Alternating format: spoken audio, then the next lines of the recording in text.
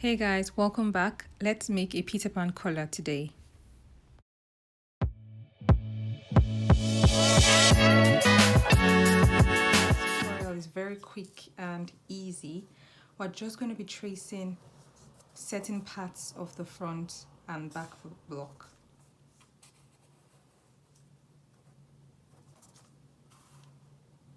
So this is enough for the front. And I'm going to do the same thing for the back.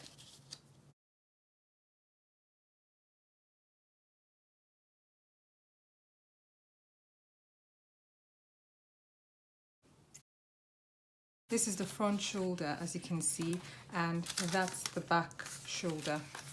We're now going to place them touching each other at the shoulder point, so like this. Make sure they're touching each other flat here, and then we're going to rotate the front shoulder, so we're going to move it and overlap it on the back shoulder by 1 inch. My 1 inch mark is right here, so I'm just going to lift this and move it to that 1 inch mark. Okay, but still ensuring that they meet at this point. I'm going to just secure this down with tape. And I'm going to secure it here as well.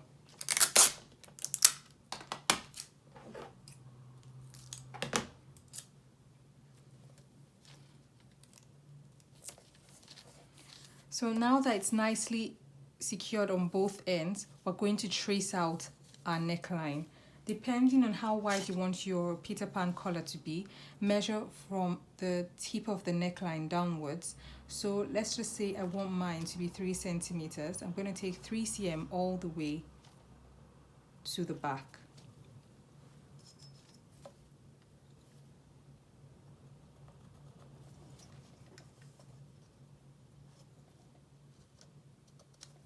I'm now going to connect all 3 cm notches or all 3 cm marks to the back.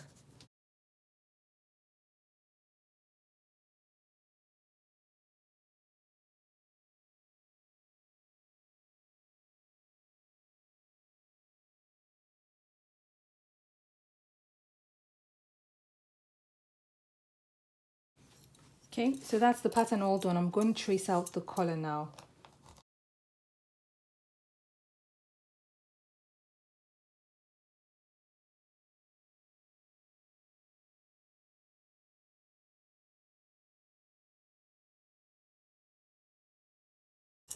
So I'm going to make a notch at this point just so I know that this is the part that sits on the shoulder.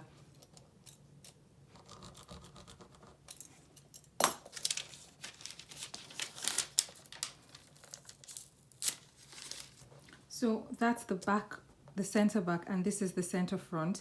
So there are different ways you can style the Peter Pan collar. You can choose to just round the neckline, so it will look something like this.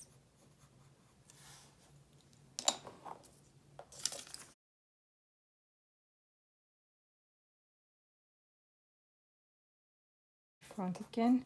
You can also leave it as a sharp edge. So instead of making a curve like this, you can just draw a straight line like this.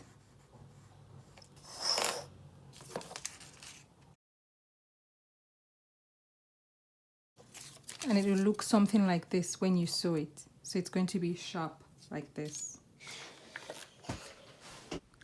Personally, I prefer the rounded corner Peter Pan collar. So that's what I've cut out today. And this is the final look. Thank you so much for watching, and don't forget to subscribe, like, and share. See you in the next one. Bye.